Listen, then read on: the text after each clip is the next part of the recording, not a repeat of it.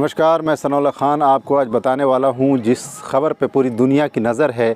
और ये एक बहुत बड़ा मुद्दा बन गया है पूरी दुनिया में और ये इंटरनेशनल न्यूज़ बन के रह गया है। बिकॉज़ हर जगह पे आप अगर देखेंगे तो चाहे नेशनल टेलीविज़न हो, इंडिया का हो, अमेरिका का हो, अफ़गानिस्तान का हो, यानी पूरी दुनिया की नज़र एक ही ख़बर पर है आज की तारीख़ में और वो है अफ़गानिस्तान से ख़बर आ रही है।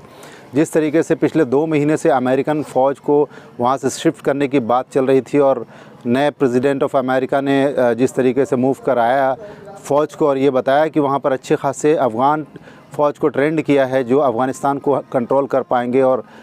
तालिबान को देश के अंदर यानी अफ़गानिस्तान के अंदर हावी नहीं होने देंगे। इसी कड़ी में यह जो ख़बर निकल के आई, ये 3 दिनों में जो अलग अलग तरीके की तस्वीरें आई हैं, आपने देखा होगा कि जब वहाँ से फ़्लाइट टेक ऑफ़ करने वाली तो उससे पहले लोग एक दूसरे के ऊपर चढ़ते हुए फ़्लाइट में घुस रहे हैं और कितने तो फ़्लाइट से गिर के ज़ख्मी हो गए या तो उनकी मौत हो गई। ये सबसे बड़ा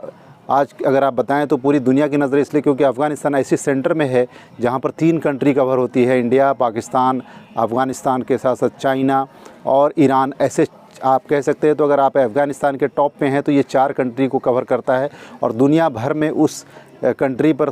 ऑलवेज़ हमेशा से ये देखा गया है कि नज़र रही है क्योंकि वहाँ पर आप अगर हैं यानी आपकी फ़ौज है तो आपको 4 कंट्री का कंट्रोल मिलता है। और बिज़नेस वाइज अगर आप देखें तो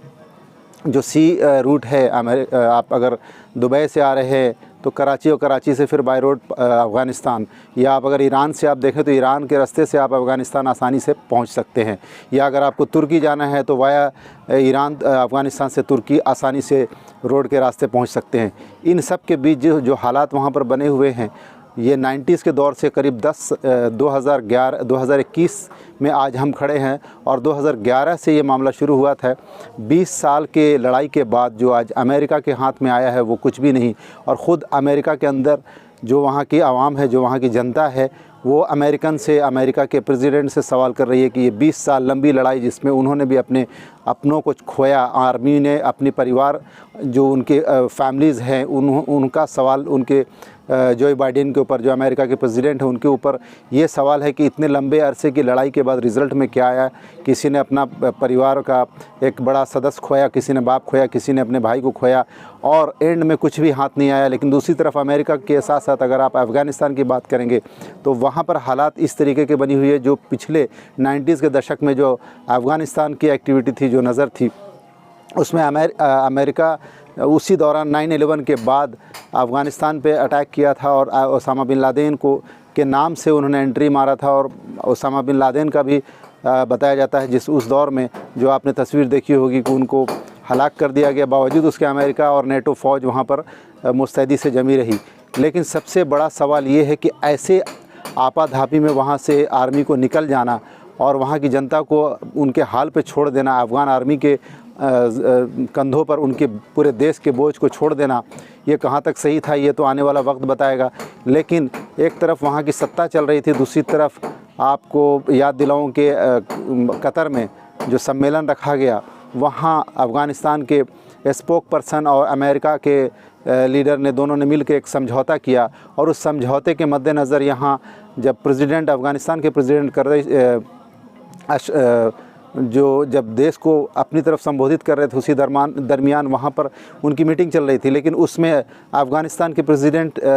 शामिल नहीं हुए, शायद उनको बुलाया नहीं गया, ऐसी खबर आ रही है। लेकिन आज के जो हालात हैं कि अचानक वहाँ के प्रेसिडेंट अफ़गानिस्तान से रवाना हो जाते हैं। वहाँ वो कहाँ गए, किर्गिस्तान गए कि ताजिकिस्तान गए या ईरान गए, ये बड़ा सवाल है। अभी तक इसका ना उन्होंने ट्वीट किया है, लेकिन ये ज़रूर है कि जो डिप्टी अपने आप को बता रहे थे उन्होंने ट्वीट करके बताया कि हम अभी तक अफ़गान फ़ौज के साथ खड़े हैं, तालिबान के अपोजिट। लेकिन ऐसी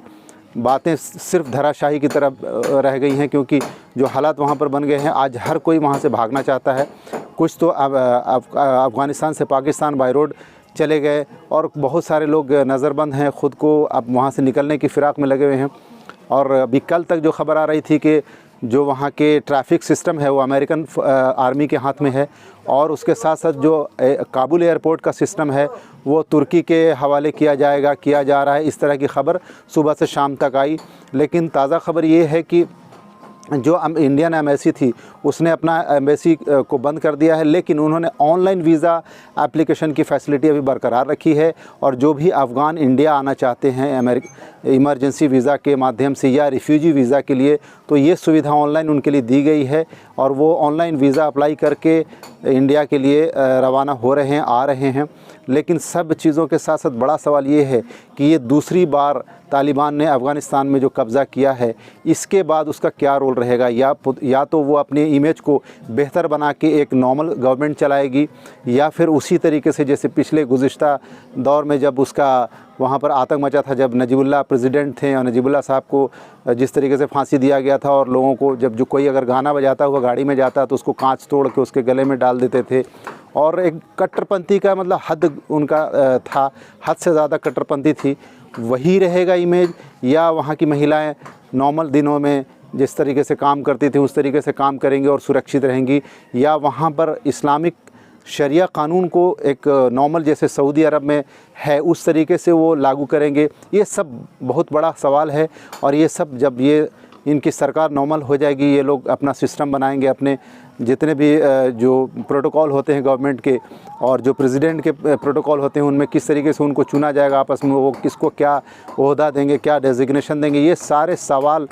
आने वाले वक्त पे हम छोड़ते जाते हैं। लेकिन हम ऐसी दुआ करते हैं कि वहाँ की आवाम इनोसेंट है और बहुत प्यारी है और हमारी नेबर कंट्री है, और नेबर कंट्री होने के नाते वहाँ की आवाम से हमें बहुत सहानुभूति है। ख़ुद मैं वहाँ पर करीब 2 बार में 4 साल वहाँ रहा हूँ। वहाँ की आवाम इतनी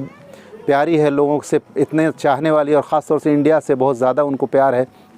अब देखते हैं कि हमारी इंडियन गवर्नमेंट का उस अफ़गानिस्तान के लोगों के ऊपर या उनके प्रति क्या क्या आने वाले वक्त में किस तरीके की सुविधा ये दे रहे हैं, क्योंकि इससे पहले लंबे अरसे तक इंडिया ने वहाँ पर डेवलपमेंट करने का काम किया। ख़ुद वहाँ इंडियन गवर्नमेंट ने पार्लियामेंट हाउस बनाया था, और आप जो देखते हैं शौचालय इंडिया में उस तरीके से पब्लिक शौचालय बहुत जगह जगह पर, काबुल में, हेरात, मज़ार शरीफ, जलालाबाद, अलग अलग वहाँ के जो कैपिटल्स थे हैं उनके कैपिटल्स में यहाँ इंडियन गवर्नमेंट ने डेवलप किया था। ख़ुद इंडिया ने वहाँ स्टील प्लांट लगा रहे थे, रेलवे ट्रैक बिछाने वाले थे, लेकिन वो सब फ़िलहाल धरा का धरा रह गया है। अभी आगे देखते हैं क्या सूरत हाल बनती है अफ़गानिस्तान के लिए। लेकिन मैं वहाँ के लोगों से बहुत अवगत हूँ, बहुत अच्छे से जानता हूँ कि वहाँ के लोग बड़े इनोसेंट हैं और वो अपनी ज़िंदगी के लिए और अपने डेवलपमेंट के लिए वहाँ से मूव कर रहे हैं। कुछ लोग वहाँ पे हैं। अब देखते हैं आने वाले वक्त में अफ़गानिस्तान का क्या मोड़ आता है, तालिबान के हाथ में जाने के बाद उस कंट्री का क्या फ्यूचर बनता है और क्या प्रेजेंट होता है। बने रहिए हमारे साथ, देखते रहिए Sublime news. Thank you very much.